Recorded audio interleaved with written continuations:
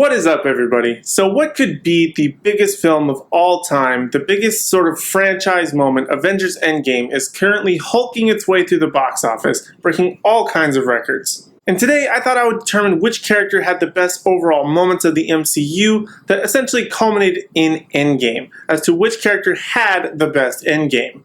Now, I'm not going to give you a synopsis of the movie. Obviously, there are plenty of videos out there online that are currently telling the same exact thing. Plus, it's one of the biggest movie events of our lifetime. So if you don't know about it yet, you may have been living under a rock.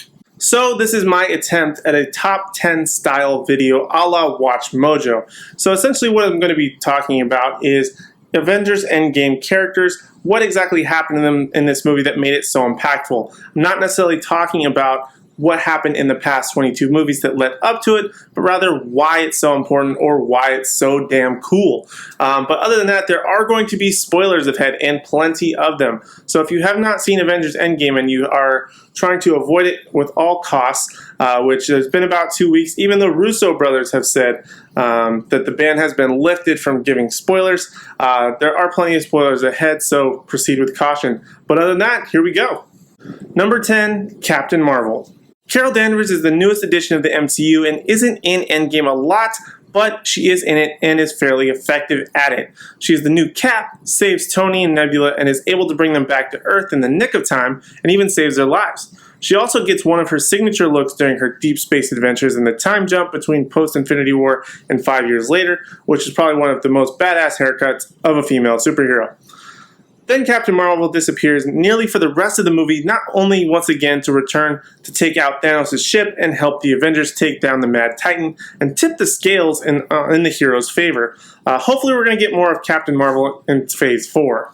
Number 9, Black Widow. Natasha Romanoff did not have a good endgame. She does her best to lead the broken Avengers in a Nick Fury-style fashion, but struggles with the loss of her friends in half of the universe. She even offers herself to be killed in order to get possession of the Soul Stone on Vormir, eventually convincing Clint, aka Hawkeye, to let her die so she can acquire the Soul Stone and the team in order to save the universe. She even offers to be killed in order to get possession of the Soul Stone on Vormir, eventually convincing Clint, aka Hawkeye, to let her die so she can get the Soul Stone, bring it back to the team in order to save the universe.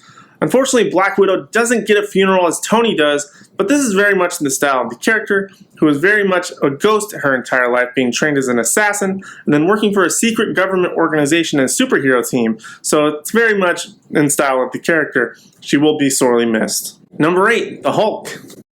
Bruce Banner has been well accepted since joining the MCU, and Endgame takes him into a new and interesting place, combining Banner and the Hulk to a Professor Hulk-style persona. Bruce merges the two sides of himself and is a bit weird, but also kind of fun at the same time, though he convinces the Ancient One to let him take the Time Stone and fix the universe. Good job, Bruce.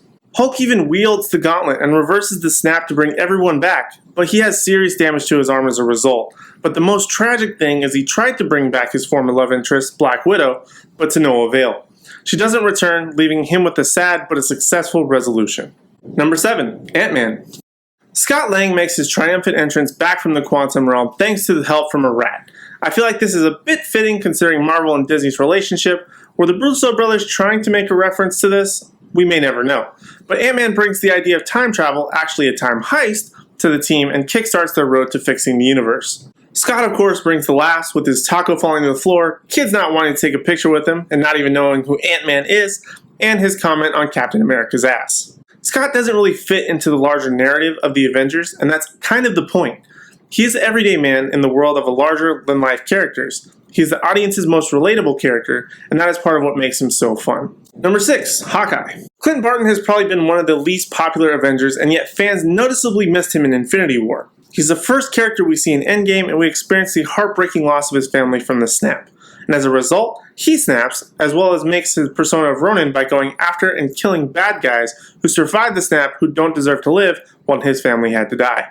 After Black Widow comes for him, he will do whatever it takes to get his family back, including being the first person to time travel and trying to sacrifice himself for the Soul Stone.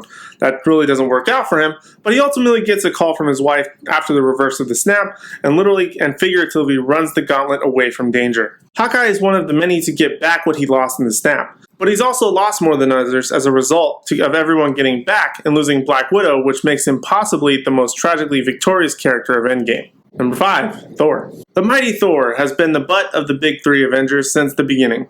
It wasn't until Thor Ragnarok, when he was his least serious, that he finally got the recognition as the other two.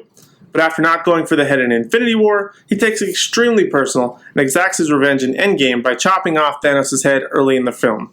Eventually, after a heart-to-heart with his mom on Asgard during the time heist, it isn't until the big battle that he returns to form, despite the Rasta hair and full beard, and wields not only Stormbreaker but Mjolnir as an epic fashion, bringing him back to his badass God of Thunder he is always meant to be.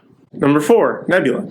Nebula has been the wild card of the 2 Guardians movies and 2 Avengers films she's been in, but it's in Endgame that she chooses her side. The adopted daughter of Thanos, who tried mercilessly to please him for her entire life, sees that there are bigger things at play. Maybe it's the loss of her sister, who she was finally kindling a relationship with, that she lost at the hands of Thanos that finally tipped the scales. What makes Nebula so interesting in Endgame, however, is her connection to her past self and how she allows Thanos to see his own future, error of his ways, and changing his plans to correct the universe. This is of course not Nebula's fault, but she effectively changes the tide of what the Avengers were anticipating. She is brave enough to risk killing her past self to save Gamora and eventually the rest of the Avengers. Not bad for a woman who is mostly android at this point. Number 3. Thanos. The big purple guy has been the best villain of the MCU since Loki, and his actions create a true feat for Earth's mightiest heroes. But Thanos had a goal, and he accomplished it. Endgame flips Infinity War on its head by giving 2014 Thanos a chance to see his mistake and believing the universe will be grateful for his actions, only to find the opposite. Then he decides if they won't be grateful, then I will remove all life and start over, showing us that the Thanos of Infinity War may have had a dark but good point, but the Thanos of Endgame was a true villain and evil. Thanos still holds true to his commitment of getting the stones and stopping at nothing to get them, and takes on the Avengers even without the Infinity Stones, effectively proving that he is a worthy opponent himself.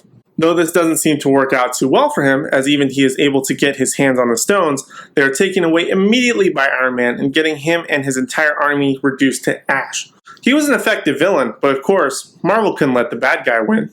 Number 2. Iron Man. Tony Stark effectively kicked off the MCU back in 2008 and has been the spearhead of the Infinity Saga by not only fighting evil, but in some case, creating it. He has gone from a selfish, billionaire, playboy philanthropist to a man who is carrying the weight of the world on his shoulders.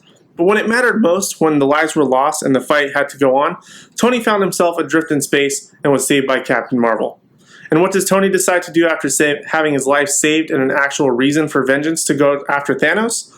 He takes his ball and he goes home. He doesn't want to avenge Spider-Man when they go after Thanos, which seems odd because he is very broken up about losing him, specifically, and even is his inspiration for helping 5 years later. But ultimately, he figures out time travel and how they can manipulate it to fix everything. Tony has something to fight for with Pepper and their daughter, and to get the ones he feels responsible for back. He gets a wonderful moment with his father and gains a whole new perspective on the man he believed to be such a hard-ass, and really grows to appreciate him. Tony then goes on to make the ultimate sacrifice of getting the stones from Thanos and using them to snap him and his army out of existence, only to die in the process. Tony made a big sacrifice despite starting out and even wavering back to a selfish man with a heart of metal. He gets a beautiful send-off with almost the whole MCU showing out for his funeral, which shows how he was, in one way or another, even barely knowing some, made an impact and touched the lives of each character. And finally, the number 1 character that had the best endgame, my personal favorite, Captain America. He supports a therapy group of people post-snap in a group discussion. He braves space to go after Thanos a second time after recently losing to him and having his ass handed to him. He's willing to go through time and find the Infinity Stones once again. He even fights himself. He hails Hydra in a maneuver through time to get out of a tough situation.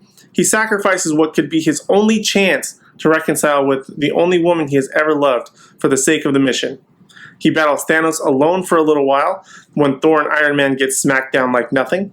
His shield becomes broken by Thanos, but he continues to push through because he knows that he will fight to the death and try to stop at any evil. He officially gets to assemble the Avengers, finally, and he even gets to wield Mjolnir and possess the power of Thor to fight Thanos, which is pure badass. Steve eventually sacrifices himself to return the stones to their original time to save his friends and make the world right again, and does the only selfish thing he has ever done, and he has the right to do so by going back in time to be with Peggy, only to return an old man, happy to pass the shield on to Sam to continue his legacy.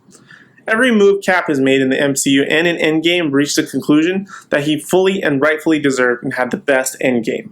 So guys, those are my top picks for the best characters in Avengers Endgame. What did you think of my ranking/list? Do you agree? Do you not agree? Would you have ranked them differently? Was there a character that I missed that rightfully deserved to be on this list? Be sure to let me know down in the comment section down below, as well as let me know, did you like this style of video or did you not like it?